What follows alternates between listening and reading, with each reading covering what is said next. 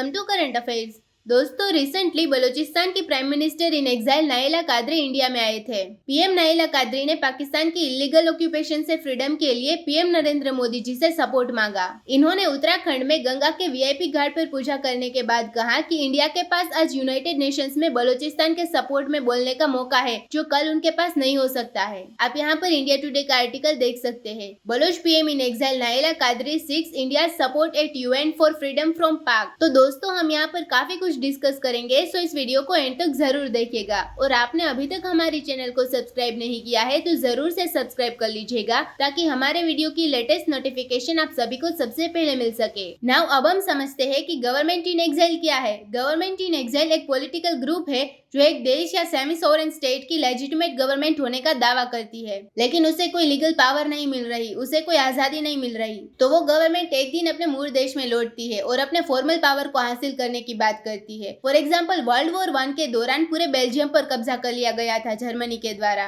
और बेल्जियम ने कंट्री के वेस्ट में एक छोटे से हिस्से पर कब्जा कर लिया। तो यहाँ पर गवर्नमेंट इन एग्जाइल जो है, इन्होंने अपना सारा इलाका लॉस्ट कर दिया। यहाँ पर मैं बता दूं कि बेल्जियम गवर्नमेंट फ्रांस टेरिटरी में थी, वहाँ पर गवर्नमेंट इन एग्जाइल के रूप में अपना कार्य करती थी।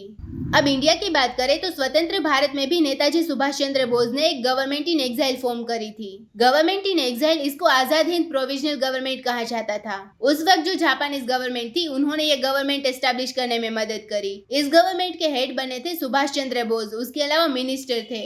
पूरे तरीके से एक फंक्शनिंग गवर्नमेंट थी ये गवर्नमेंट वर्ल्ड वॉर 2 के दौरान बनाई गई थी। तो जब भी एक कंट्री का एक सर्टेन पार्ट फ्रीडम की मांग करता है, तो कुछ लोगों के द्वारा एक गवर्नमेंट इन एग्जाइल फॉर्म की जाती है। तो बलूचिस्तान का ऐसा ही केस है। बलूचिस्तान के लोग भी फ्रीडम चाहते हैं, इसलिए नायला कादरी बलोच, इन्होंने भी कई साल पहले गवर्नमेंट इन एग्जाइल एस्टेब्लिश करी थी। ये गवर्नमेंट एस्टेब्लिश करना ही बहुत डिफिकल्ट हो जाता है, क्योंकि इसके लिए भी फंडिंग चाहिए होती है। और हाल में बलूचिस्तान की पीएम इन एग्जाइल ये दुनिया के किसी भी कंट्री में जाकर बोलने का मौका मिलता है तो वहां पर जाकर कह रही है कि यूएन में अब बलूचिस्तान का इश्यू रेज करिए। आज के टाइम पर बलूचिस्तान लिबरेशन आर्मी बलूचिस्तान में एक्टिव है।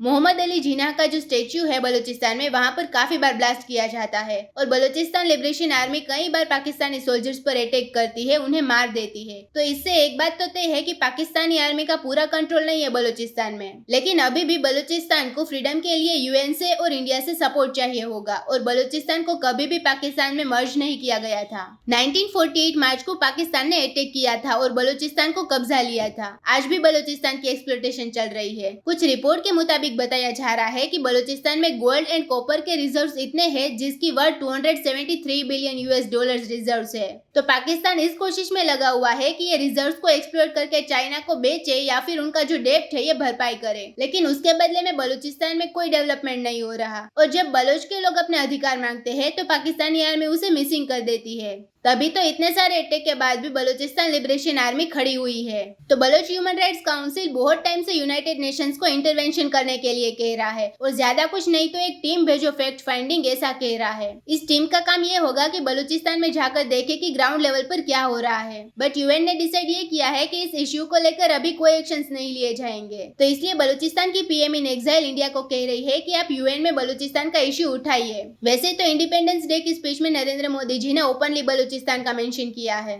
और इंडिया अगर बलूचिस्तान का इश्यू रेज करता है तो हो सकता है कि इंडिया की आवाज यूएन में सुनी जाए। और फ्रीडम की बात करें तो इंडिया को कई और कंट्रीज की हेल्प चाहिए होगी। इस केस में ईरान की हेल्प भी ज्यादा मैटर करती है, क्योंकि बलूचिस्तान अगर एक इंडिपेंडेंस कंट्री बनता है तो ईरान उसका एक बेनिफिशियरी होगा, क्योंकि ईरान में भी बलोच लोग रहते हैं। तो इनकी जो बहुत ज्यादा वॉलेटाइल बॉर्डर है पाकिस्तान के साथ, ये काम हो जाएगी। बलूचिस्तान के लोग काफी प्रोस्पर कर पाएंगे। तो बलूचिस्तान का यह सफर बहुत लंबा है और इसमें इंडिया इनकी हेल्प कर सकता है। तो अब देखना यह होगा कि क्या इंडिया यूएन में बलूचिस्तान का इश्यू रेज करेगा कि नहीं। क्या यूएसए को कहेगा इंडिया कि बलूचिस्तान लिबरेशन आर्मी को आपने जो टेररिस्ट चेहरा दिया है ये हटाइए। तो आपकी क्या राय है इसके बारे में कि इंडिया को क्या करना चाहिए, कमेंट सेक्शन में जरूर बताइएगा। तो दोस्तों, इसी नोट के साथ वीडियो करते हैं खत्म। उम्मीद है यहाँ पे आपको काफी कुछ जानने को मिला होगा। Thank you for listening.